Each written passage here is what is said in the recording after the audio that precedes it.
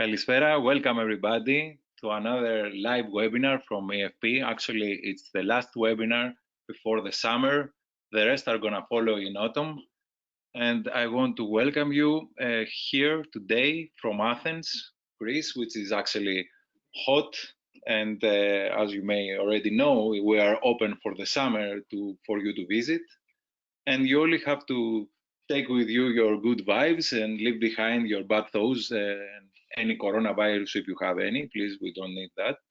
And today we're going to have somehow a connected seminar because the subject, the topic is the role of a diet in preventing and treating periodontal disease, and how it's connected, because here in the Mediterranean Sea and the countries around it, we are very fond of a diet called Mediterranean diet, as you may know, which is full of omega-3 fatty acids, fibres, olive oil, sardines, fishes, etc. And actually, that's another reason to pay a summer visit, meaning that you may also improve your general health, but also your periodontal health, alongside with your tanning. And once again, let me share with you the EFP vision, which is, of course, health and well-being for everybody. And one major aspect of being healthy is periodontal health. And to do that, to succeed periodontal health, we have to implement the results from the science and the research to everyday clinical practice. And that's going to happen through education, a proper training, and that's why we're here all together in this webinar. Once again, like in a movie theaters, I have to warn you that you cannot modify, reproduce, transmit, publish, or steal in any way the materials which is going to be presented later on without the prior written consent of the speaker and the EFP. And here we are. That's our speaker, Johan Wölber, and me. And the topic, the subject of our presentation is the role of diet in preventing and treating periodontal diseases. Dr. Johan Wölber, a few words about his curriculum vitae. He graduated in almost 13 years ago at the University of Freiburg in Germany, and since 2007, he's a dentist and researcher at the University Clinic of Freiburg in Germany. He gave and he supported his PhD in dentistry at the Albert Ludwigs University in Freiburg, and in 2018, since then he has a specialization in nutritional medicine at the German Association and Academy of Nutritional Medicine. And just to have a quick intro at the presentation, we may already know that diet is an important factor for health and overall well-being, but also there are several studies which support the hypothesis that diet may influence periodontal inflammation and also the progression, and may influence the treatment of the periodontal diseases. And that's the aim of the presentation, which is to see how this connection between diet and the periodontal disease and treatment with regards to pro-inflammatory or anti-inflammatory processes, omega-3 fatty acids or fibers. Okay, and in that point, I would like to share the screen with our speaker and to share the knowledge with us. And so, Dr. Wölber, the screen is yours.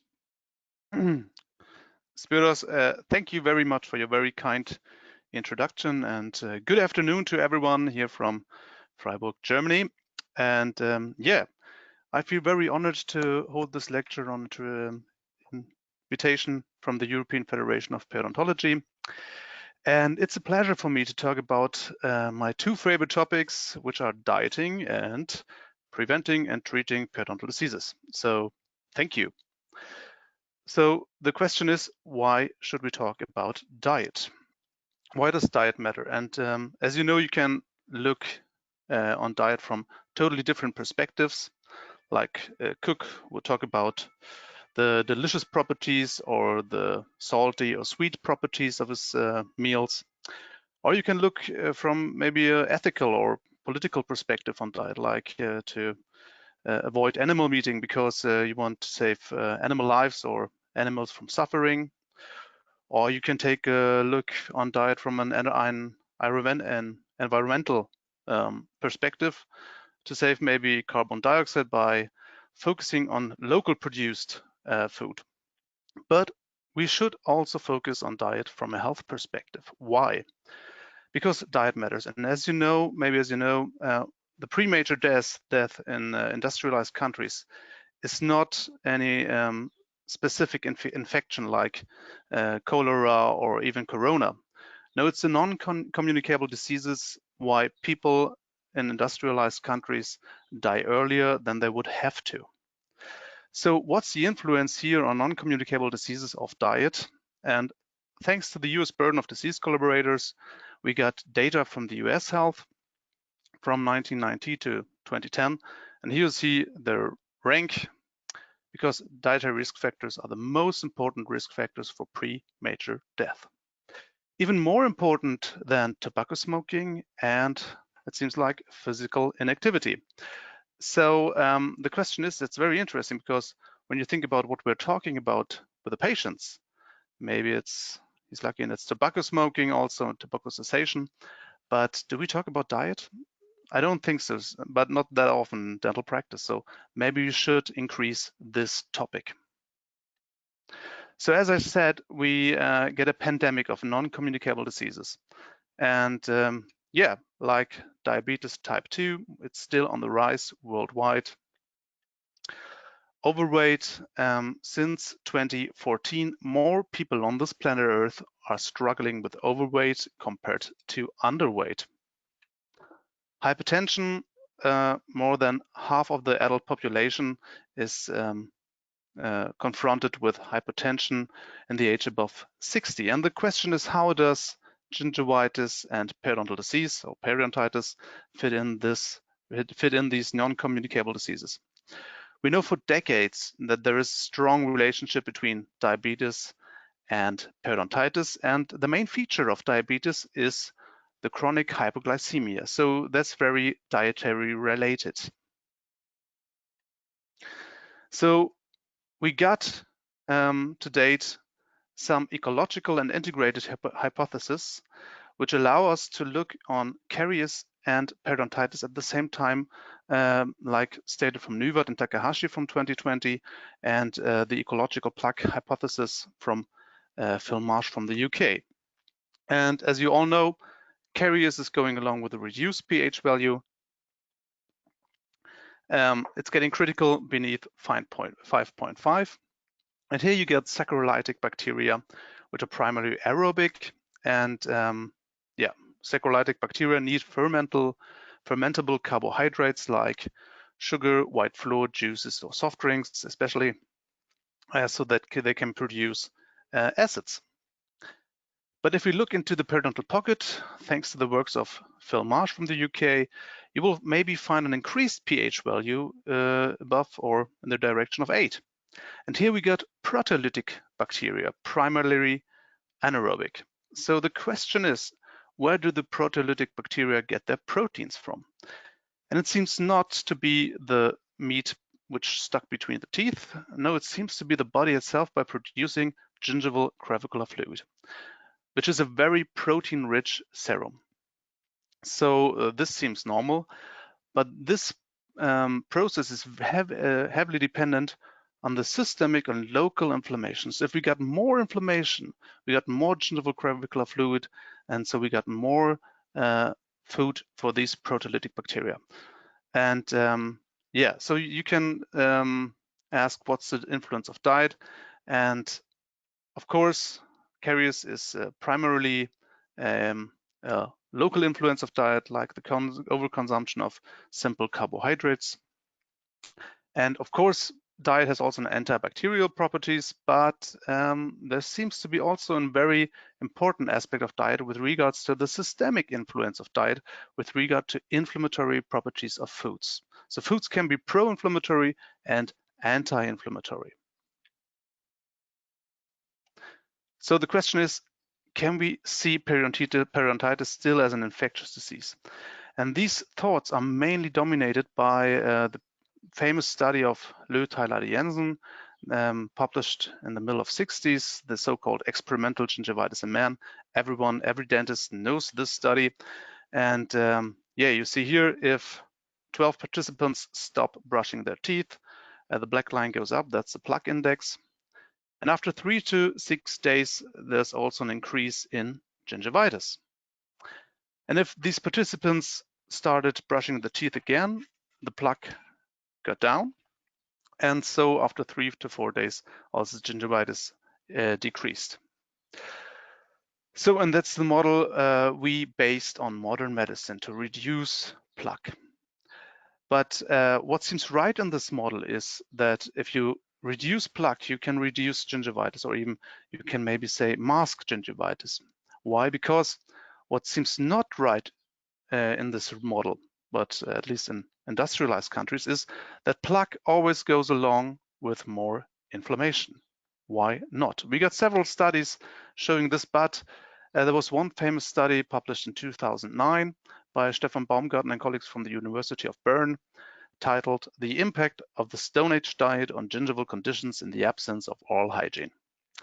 So this was a very interesting study because the researchers from the University of Bern had the chance to follow a Swiss television experiment where they put 10 participants into 4 weeks of a Stone Age simulated environment.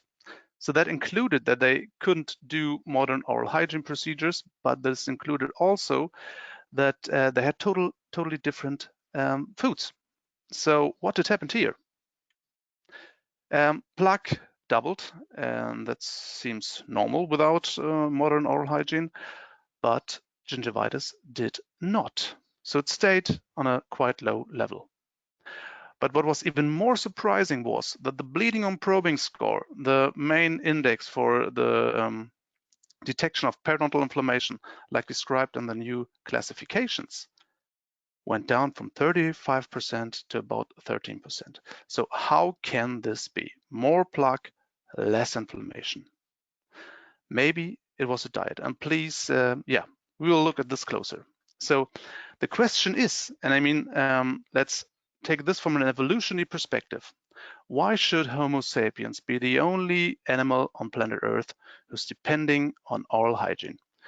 And the other question is, can oral health be possible without modern oral hygiene? And we get very interesting data from archaeology. And please share with me this mandibula from our oldest common ancestor. These are findings from Jean-Jacques Coublin from the University of Leipzig, Germany, who found this mandibula in Morocco, and it was dated from about 300,000 years ago. So these are the earliest findings of a Homo sapiens. And I was so happy to see this publication when I saw the mandibula, because it's a great view on this. And yeah, we can share the look on the teeth, and we see no obvious signs of caries. We got no x-rays, so maybe there's caries between the teeth, but there's obviously no big tooth decay. So if we look at tooth wear, yeah, you will find tooth wear, but if you look at the surrounding bone from the teeth, it looks quite okay. And we don't know if this person was 20 or 30 or 40 years old, so it's not mentioned in the publication. But it has been 20 to 30 to 40 years without modern oral hygiene, without flossing, without electric toothbrushes, without special dentifrice, without chlorhexidine, without professional mechanical tooth cleaning, without visiting the dentist regularly. So that's very strange. Such a good oral health without modern dentistry. So maybe something changed, and maybe this change was related to diet. So you can tell, or you can say that the Baumgartner study is very interesting, but it's quite biased because it's only a cohort study and this was only about 10 participants. So yeah, we're not sure if it's really true, but I think so because we put it to the test. We made a randomized control clinical trial on this topic. And we published this 2017 in the BMC Oral Health and called this an oral health optimized diet.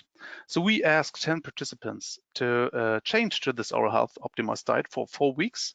And we asked 5 participants to stay on their Western diet, rich in processed carbohydrates and saturated fatty acids and animal proteins. So what did we see there? So we saw that plaque did not change within these 4 weeks, neither in the experimental nor in the control group. So I forgot to say that we told the participants to still do toothbrushing, but we told them also to stop interdental hygiene. So they stopped flossing or interdental picks. So the plaque slightly went up, but this was not statistically significant. But what happened to the gingivitis? The gingival index dropped about the half. You see it here. Excuse me, here's a bar. That it went down from about 1:1 to 0.5. So this is about 50%, and that's really interesting. Because the question is, we still got the same amount of plaque, but less gingival inflammation. And the question is, if these guys here with the gingivitis have a lack of oral hygiene, or do they have a lack of anti-inflammatory nutrients? So you can solve this question by yourself, but I would say it's maybe the nutrients. So that was 15 participants, so that's not so much, but yeah, we did it again. So we questioned our own results and put it again to the test. So this time we were more lucky to have some financial fundings by the German Research Foundation, thanks to you guys. And it was published last year ago, the influence of an anti-inflammatory diet on gingivitis in the Journal of Clinical Periodontology. And we were very happy to see that it was also quoted in the New York Times, so that was quite exciting for us. So we had the chance to follow 15 participants on each side, on the control side and the experimental side. And what did we see there? We still saw again that plaque did not change significantly, and we again saw that gingivitis dropped about 50% or 49%. Yeah, so there seems something to be true about this. So yeah, but this was really interesting and really motivating for us. And we also had the chance to take the look on different other aspects, and we had the body weight of the participants, and we saw that in the experimental group, they observed a significant weight loss from about 1.5 kilograms. So, and we didn't told the participants to eat less. No, we told them to eat more with the right things. So, in short, it was a whole foods plant-based diet. And I will come to this later. And that's, I think, one of the greatest things with dietary therapy, that you address more than one health factor with an intervention. So you can lose gingivitis and you can lose weight at the same time. So that's a really great thing. So what happened to the microbiome? And we had a chance to follow this. And yeah, let's see here the results. We had no significant changes in the subgingival microbiome. You see here, the first 2 bars belong to the control group, and the relative abundance of different bacterial families. And the second 2 bars here belong to the experimental group from baseline to 4 weeks. And there was not happening any significant changes. So how can this be? We saw a drop in clinical inflammation, but no changes in the bacterial environment. So let me please quote one study 30 years ago from P.G. Luggett and the working group of Jerry Armitage about the effects of ascorbic acid supplementation, and they saw quite similar things, that gingivitis went down when supplementing vitamin C. And please let me quote directly. Excuse me, the bar here is. The rapid changes in gingival bleeding upon probing with changes in ascorbate concentrations and the lack of any relationship with the oral microflora, particularly the suspected periodontal pathogens, strongly support the hypothesis that gingival bleeding is a vascular event. So I wouldn't reduce this only to ascorbic acid, but I would make this quotation for all the anti-inflammatory diet. So what has diet to do with inflammation? And thanks to the work of Van Bountenberg, we know more about this because they asked more than 1,000 people about the dietary behavior. And then they looked at blood markers, inflammatory blood markers like C-reactive protein or interleukin-6 and tumor necrosis factor alpha. So what did they see? And there are a lot of lists in this publication, so I only can recommend you to read this paper because it's very interesting, also maybe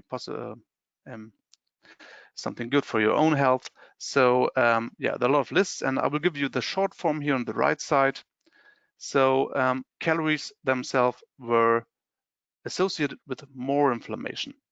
And this is not surprising because if you put calories into mitochondria, mitochondria will produce oxidative stress, and oxidative stress is strongly related with more inflammation. Proteins were slightly neutral or slightly anti-inflammatory. Total fats were associated with significant more inflammation, but the subgroup of total fats, the so-called, and Spyridon, you already mentioned them, the so-called omega-3 fatty acids, they were significantly associated with significantly less inflammation. Total carbohydrates were associated with more inflammation, and the subgroup of carbohydrates, so-called dietary fibres, were associated with less inflammation. So did caffeine and other antioxidants. So yeah, there were much more, but that's very interesting. So let's go deeper in this and take a look at the macronutrients and the micronutrients. So let's start with the carbohydrates. And yeah, if there's a God, and I don't want to solve this question in this lecture because it maybe take too long, but yeah, if you go to Mother Nature, you will only find carbohydrates packed full with dietary fibers. So here we see energy is always going along with dietary fibers, anti-inflammatory dietary fibers, and anti-inflammatory antioxidants. So yeah, it's always combined with energy. So it maybe do not harm in this form, or it's maybe also strongly beneficial. But what did Homo sapiens do in his unbelievable intelligence? So where's Homo sapiens? Here's Homo sapiens. So we processed carbohydrates. So yeah, we took out all the dietary fibers, we took out all the antioxidants. So, and we got left pure energy. So without any micronutrients, maybe there's some micronutrients in juices, but very less dietary fibers. And you see here sugar, white flour, soft drinks, and juices. So, and these are highly disease-promoting things. I wouldn't even talk about foods. These are things or anti-nutrients. Because what do they do in the body? They will promote hyperglycemia, and we know that's not good for the gums. They will promote cholesterol, and that's even not good for the gums, and coronary heart disease. And yeah, so a lot of diseases which a lot of consumption of the fermentable carbohydrates will do. And the thing is, if we know if they're not good for us, so why don't we stop to eat them? And there's maybe a main reason because, okay, they're very cheap and they will secrete dopamine in our brains. So they're rewarding. So, and I observed this myself when I stopped eating sugar 10 years ago. I made a sugar cessation. And it was really hard for me because, yeah, I had cravings. It took 2 to 3 months for me, and it was really hard. So I observed it myself that these aren't normal things because I got no cravings from broccoli or onions, but I did have cravings from sugar. So that's not normal, not something a normal food should do. So yeah, I'm lucky with it, and I only can recommend it to you, your families, and your patients because you will save a lot of diseases. So let's take a deeper look how much of these anti-nutrients we consume in the European Union. And here we get data from the OECD FAO Outlook. And so how much sugar is, and we will only concentrate on sugar, how much sugar is and will be consumed in the European Union. And yeah, here we see data. And if you look at the bar for 2020, here in the middle, you will see that it's about 16 million tons of sugar we consume in the European Union each year. And to break this down on each person, with approximately 450 million inhabitants in the European Union, this will be this amount of sugar. And this gives me some time to have some tea. Besides, it's green tea, rich in fluorides, and which has anti-plaque properties, and it's also anti-inflammatory. So let's drink more green tea. So if you calculate it right, it should be 36 kilograms of sugar, something we don't need to eat and something which is only disease promoting. So yeah, we should do something about it. And here's also the sugar included, which I stopped eating 10 years ago. So someone has to eat more than this.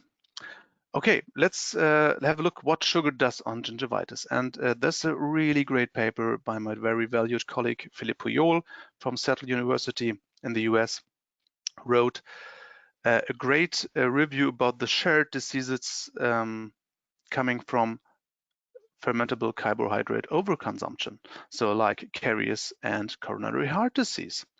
So, and he also did a little meta-analysis on the effect of sugar reduction on gingivitis reduction, and you will see it here. So every square on the left side of this middle line says, every study says, yes, if you reduce refined carbohydrate intake, will reduce gingivitis. So here we already get a meta-analysis, very high level of evidence.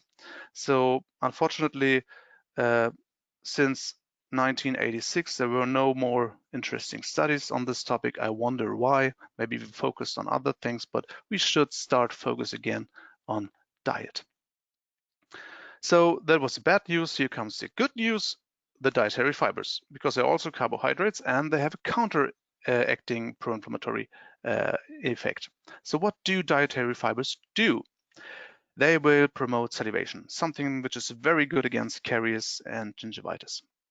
They will promote saturation because you have to chew them, and they will be transformed into short-chain fatty acids in the from the intestinal microbiota. So yeah, these short-chain fatty acids are also very anti-inflammatory. So this thank you bacteria in the stomach. So yeah, they will also reduce postprandial glycemia, which is very good for the gums, and they will reduce triglycerides and cholesterol. So we should eat more dietary fibers. So let's have a look at the role of the fats. So maybe you see on the left side some maybe healthy fats like olive oil or yeah, plant-based oils, and here on the right side you see animal-based fats, and they're also fried in very high temperatures here. So maybe there's also emerging trans fatty acids, which are very pro-inflammatory, and advanced glycation and products, so sugary proteins, and they're also very pro-inflammatory. So yeah, there are different effects of different fats on inflammation, and thanks to the works of the guys in the US, especially in Boston, and the works of Serhan and Van Dyke, we know there are two main different fats, the so-called omega-6 fatty acids and the so-called omega-3 fatty acids.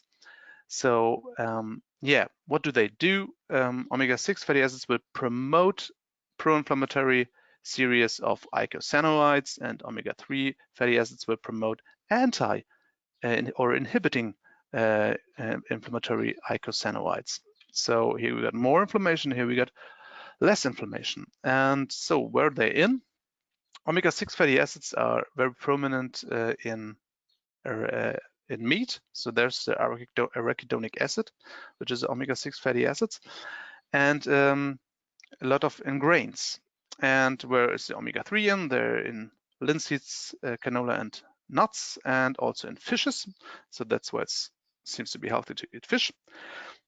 So this ratio between omega-6 and omega-3 is very important. So it changed from 1-to-1 in hunter-gatherer times in human history to about 16-to-1 in modern times. So it's balanced very on the pro-inflammatory side due to a lot of grain eating and due to a lot of meat eating.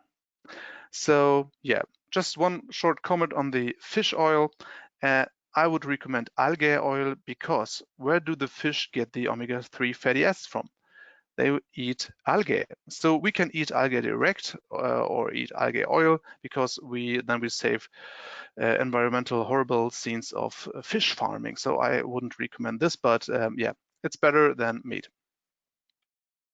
So, and we tested this question, can omega-3 fatty acids, what's the impact of the adjunctive use of omega-3 fatty acids in the treatment of periodontitis? And this paper was published 2 months ago in our working group from my valued colleague Anne Kruse. And we did a meta-analysis on this topic. And here you see the results from the studies, and all the squares here on the left side of the middle line says yes, if you supplement omega-3 fatty acids as an adjunct to periodontal therapy as we know it, you will get more pocket probing depth reduction and better values with regards to the clinical detachment level. So yeah, we can recommend this to our patients, or we do in Freiburg. So what's the role of proteins in this inflammatory process? And here you see different kinds of proteins, animal-based proteins and plant-based proteins. And as we heard from the last slides, yeah, there's maybe a lot of arachidonic acid in meats, so they maybe are pro-inflammatory. So this is really an under-investigated topic in periodontology. So I can also only make a call for more science in this place. Should we eat animals or plant proteins for better oral health? And this is a very interesting study performed by my valued colleague Ingmar Stauffenbiel from Hanover University and colleagues, who looked on the periodontal conditions in vegetarians. So what Ingmar and his colleagues did was to compare 100 vegetarians again or against 100 non-vegetarians. So, and you see here in yellow, it's marked the pocket probing depths in millimeters and the bleeding and probing score. And if you look at the vegetarian side, you see there's 0.2 millimeter less pocket probing depths in the vegetarians, which was significantly different. And you see about 7% less bleeding and probing for the vegetarians. So it may be beneficial to go on a vegetarian diet. Beware of your vitamin B3 levels, but it seems beneficial. And we know from other studies that vegetarians have higher loads of anti-inflammatory antioxidants in their blood. Ingmar also stated one thing, that the vegetarians had higher efforts in oral hygiene measures or procedures, so we have to account for this. So let's talk about micronutrients, antioxidants, polyphenols, and plant nitrates. So it's fantastic because we live in modern times. As I said, okay, we got sugar, but we got also science, which is science with regards to special fruits, and that's great because we can use them as intelligent Homo sapiens. And there are already interventional studies on plant-based vitamin C, which is a very important vitamin for gingival health. And as you see here, by our former EFP president Filippo Graziani, was published 2017. If you eat 2 kiwis a day for 2 months, you will get about a 6.7% reduction in gingival bleeding without changes in plaque. That's great. Let's eat more kiwis. And or another study by Staute, 300 grams of grapefruit per day for 14 weeks will reduce gingival bleeding about 37%. Excuse me, for 2 weeks. I didn't see it here. It's about 37%. So that's great. And we get also more fruits with vitamin C. So it's very interesting. What's the role of vitamin D? And as you see here, it's a so-called sunshine vitamin. So maybe that's also a beneficial thing on the Mediterranean side. So let's visit Spyros. With regards to what's the effect of vitamin D on gingival health, so please let me cite a systematic review which was published recently in 2018 from Perick and colleagues. The literature on the effect of serum vitamin D levels on periodontal status remains scarce and controversial. Some data, however, support a perioprotective role for vitamin D. So it's not really clear if vitamin D heals the gingiva. Certainly it does not, but there are very interesting studies going in this direction. So, but there's also a biological plausibility why we should maybe supplement vitamin D, because if we look at the vitamin D levels, especially in the winter, here are data from Great Britain. Steve, it's for you. If we look at the data here, you see the vitamin D values with regards to different months. And you see, especially in the winter time, here from maybe November, December to even June, they get insufficient vitamin D values in the blood. And yeah, and if you look at the maybe optimal levels of vitamin D, which are described by Begley and colleagues from 2015, and they're maybe about 100 to 125, you see that's quite above these ranges. So yeah, maybe it's beneficial to supplement vitamin D, or let's make a check at our physician. So what's the role of antioxidants on periodontal inflammation? And here you see different plants and spices. So I can only recommend you to read this paper from Ubele van der Velden, Denisa Kutzmanova, and Ian Chappell regarding the micronutritional approaches to periodontal therapy. So antioxidants can counteract oxidative stress, which we heard is very related to more inflammation. Antioxidants are contained in almost all plants, especially in berries, vegetables, red wine, green tea, coffee, and spices. And there's solid evidence of several anti-inflammatory effects on gingival and also on general inflammation. So it's, yeah, it seems beneficial to go on an antioxidant-rich plant-based diet. So let's take a look at the antioxidants and polyphenols. And I'm half Swedish, so I was really glad to see this study from Cecilia Widén and colleagues from Sweden.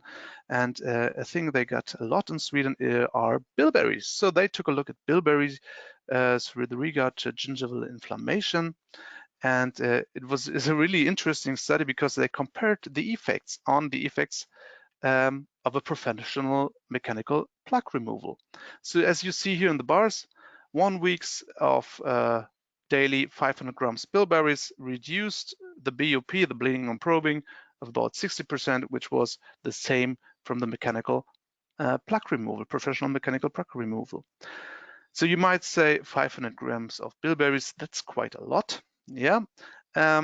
You already get very beneficial effects of already 250 grams of bilberries, or you can do it as I do, just put in 2 spoons of bilberries each day in your morning breakfast bowl, and you will also have beneficial effects. So, and yeah, we come to the end, and I want to talk about the role of plant-based nitrates. And there's a very famous study by my valued colleague Ulrich Schlagenau and his working group about the plant-based nitrates and gingivitis. So they looked in Würzburg University, what happens if you drink 300 milliliters lettuce juice with or without nitrates per day for 14 days. And yeah, let's see the results. Here are the bars. The first bars belong to the group who drank the lettuce juice without nitrates. There was happening nothing to the gingivitis score. And if you look to the right side, you will see the experimental group with nitrates, and you see the white bar, which almost doubled, and that's the group of gingival-free or gingivitis-free participants. And you see the dark bars, they dropped significantly, they halved, and that was a group of moderate to severe gingivitis. So plant-based nitrates are very potent to reduce gingivitis. So how the hell does this go on? And that's really interesting because we have to say thank you lingual bacteria. Why? Because it seems that you ingestion the dietary nitrates, and in the stomach they will be taken up again and delivered to the salivary glands, and they will be excreted again, the nitrates. And then something beautiful happens because the lingual bacteria will reduce the nitrates to nitrite. And you swallow the nitrite again, and in the acidic conditions of the stomach, the nitrite will be getting reduced to a nitric monoxide. And as you all know, nitric monoxide is a very anti-inflammatory substance with regards to the endothelium, and it also potently reduces blood pressure. So that's a very important effect. It's nearly unbelievable what bacteria can do for us, good bacteria can do for us. So you can also disturb them with chlorhexidine. So yeah, we have to get more science about this phenomenon. So it's very important to eat plant-based nitrates because there are studies that show that meat-based nitrates can increase cancer risk. So I will come to the end, and here are my last slides. Maybe we can see diet as a shared risk, or better said, health factor for oral and general health. Why? Let's take sugar, for example. We can maybe see oral diseases as a really chance for preventive medicine. Why? Because if sugar, as an example, promotes gingival inflammation within weeks, and I observed this myself, and promotes caries and tooth decay within months or years, maybe that's the time when we have to talk about with the patients about diet and not only oral hygiene and fluorides.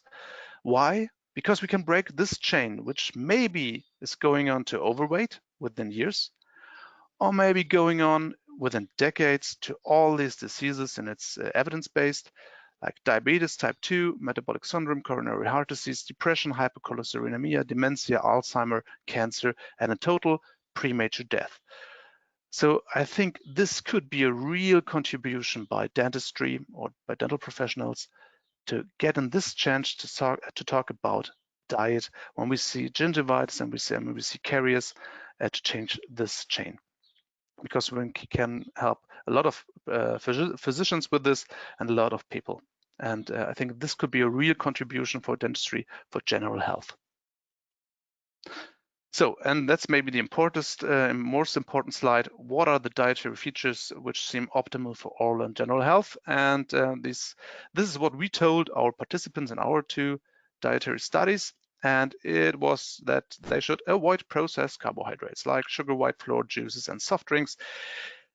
If you're used to them, maybe it's hard to stop it, but it's also beneficial if you reduce it to just maybe once a week, but or you make a total sugar cessation, which I can only recommend you. And yeah, focus instead on the complex carbohydrates. Eat fruits. If you want to have something sweet, eat fruits. And vegetables, legumes, whole grains, and I'm important to say whole grains, nuts, and seeds. Let's take a focus, that will automatically get the diet rich in dietary fibers. And let's take additional focus on omega-3 fatty acids. As I said, they're all in nuts, but it's very important to also use maritime sources of omega-3 fatty acids, like from algae oil. And reduce or avoid animal proteins, but take care of your vitamin B12 levels, because they're also important for the gingival health.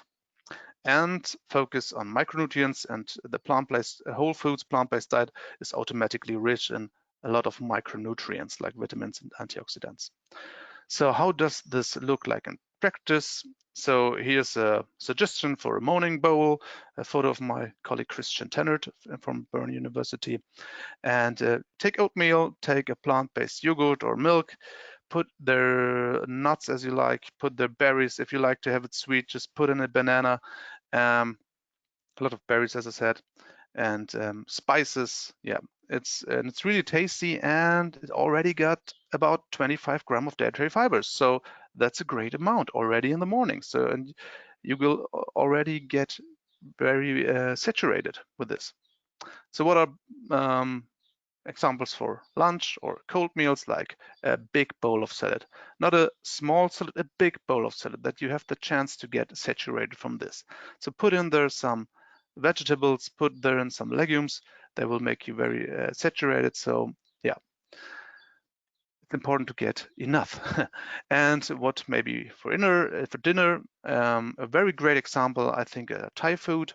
Just open a can of coconut milk, just put in everything about all vegetables you find in there, take some spices. It's really great. Or here an example for on the upper left for chili sin carne, It's very delicious. Or yeah. So hopefully I gave you some impressions for tonight. So yeah, if you want to have more information, I can only recommend our latest review on this topic from me and Christian published in the monographs for science in 2020 this year. And yes, it seems that I've come to the end, and I would say thank you very much for your interest. It was great. And here's a little picture from Freiburg, from my town, and a special photo from Freiburg, from the market with lots of berries. So it's great to go on the market if you see these fruits. So questions and comments are warmly welcome. Just send me an email. Yeah, unbelievable. I come to the end, and I will be glad for questions. So Spyridon, I will give you the moderation. Thank you. Thank you very much, Johan, for the amazing presentation. Those who know me, they know that I like a lot PowerPoint with a lot of food, and I especially liked the ones with the sausages and the meat, although I know it's not healthy. And tomorrow I'm organizing a meat fest, eating meat, but I'll make all the others to order beans and broccoli, because first of all, I want to take care of them. So let's start with the questions. There is a question from the beginning, says, so it's safe to say that to debunk the notion that gingival disease is commensurated with the amount of plaque, given that based on the studies you presented, even though the plaque index is quite significant, there was a presentation of gingival, no presentation of gingival inflammation. Yeah. Thank you for asking this, because I would not recommend to stop oral hygiene and to stop brushing, but it's very interesting if you, as I said, take a look from the evolutionary perspective on plaque. And I would say it's great to reduce plaque if you have periodontal patients, and it's very beneficial. And maybe we can combine these options. Maybe we can tell them to eat other things and also to do oral hygiene, or more oral hygiene, or better oral hygiene, and you will get a lot of better results. And that's what I see in daily practice with my patients, because I tell them both to continue brushing, but also to change their diet in this direction. And I didn't show you a special slide which also shows that fermentable carbohydrates will produce plaque building. So you will save a lot of plaque if you eat the right things. So maybe we get also a plaque problem because we're eating a lot of fermentable carbohydrates. And we know this also for implants. So that we got more plaque on implants if we eat a lot of sugar. So yeah, I think we can combine this. Great. So another guy liked a lot your presentation and asks if we can get the PDF of the presentation. I think it's something I don't. Yeah, you gave of course in the end. I guess it will be published on YouTube, so you get the chance to see it again. Horrible. Okay. I didn't hear that. Okay. So another question is, can I bake with algae oil or use it raw? Yeah, I wouldn't recommend to bake with it, because I'm coming from the Northern Sea, so I'm used to fish, but it's quite challenging. So I just put it in my morning bowl, and it sinks down in the different tastes, so it's nothing wrong. But it's also in maybe in form of capsules. You can take capsules.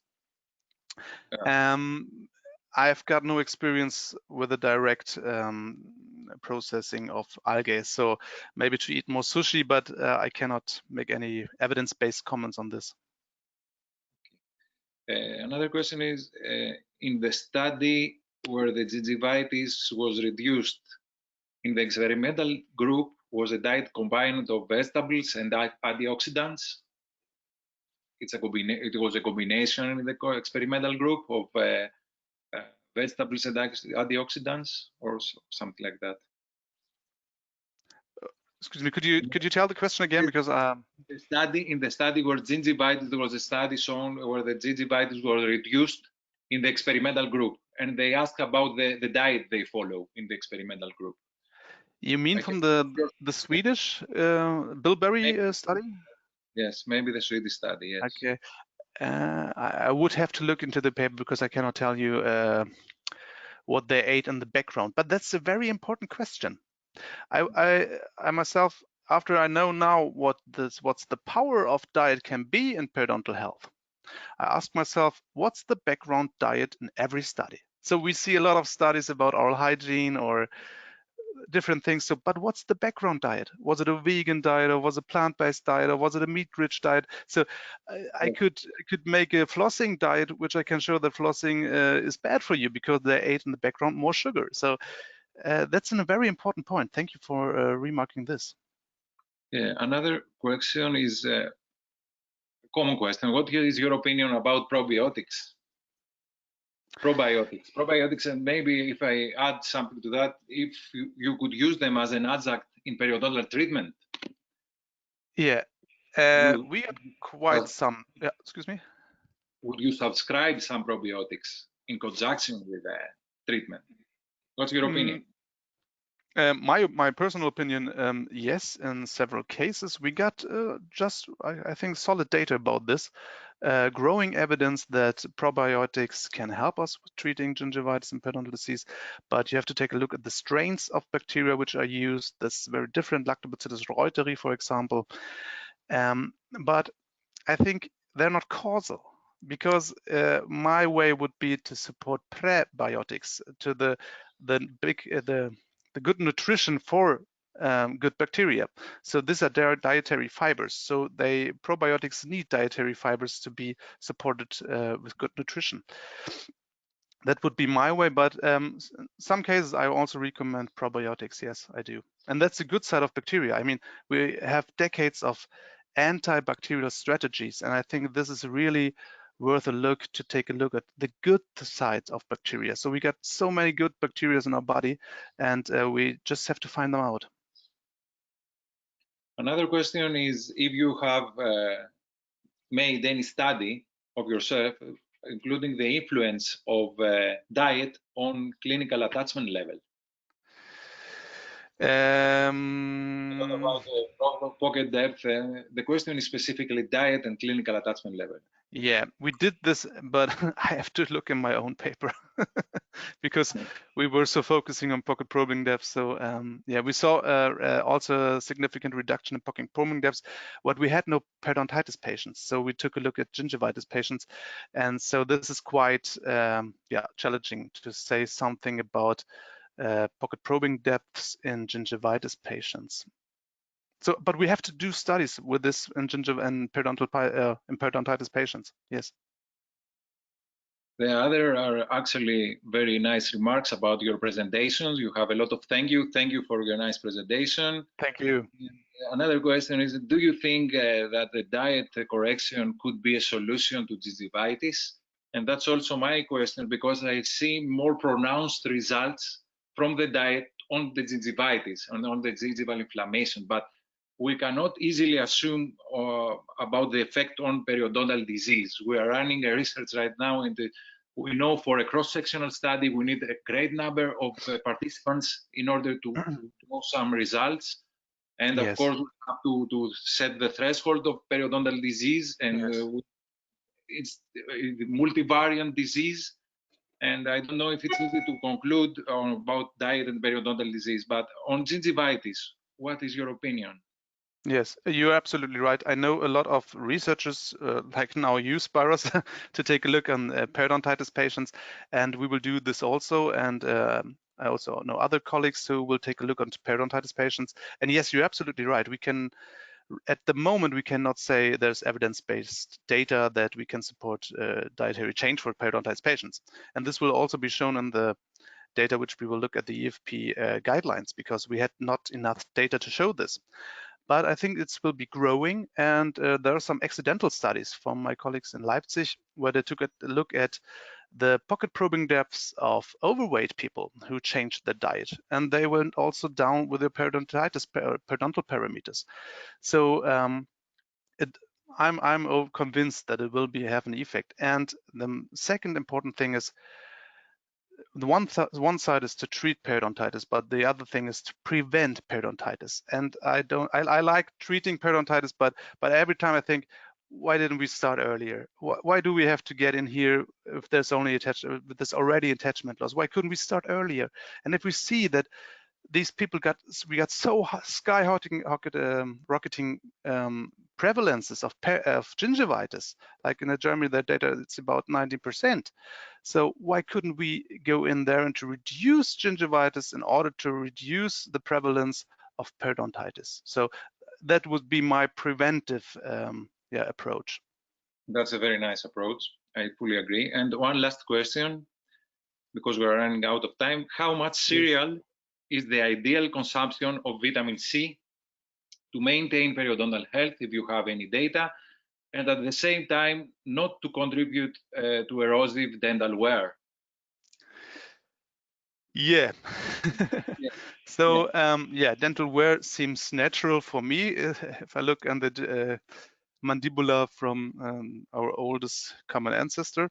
But yes, there's also vitamin C in not sour fruits, like if you take broccoli, for example, or if you take a pepper bell. They're not sour, but they got a lot of vitamin C. So if you want to prevent tooth wear, maybe that's an option to focus more on broccoli. It's great. It's a great vegetable, very healthy. And yes, so I wouldn't even supplement vitamin C. I would take fruits like Filippo Graziani showed with this kiwi study. That's great. And if you combine the sour fruits with dietary fibers, I think you get more salivation, and so the risk of tooth wear will be less.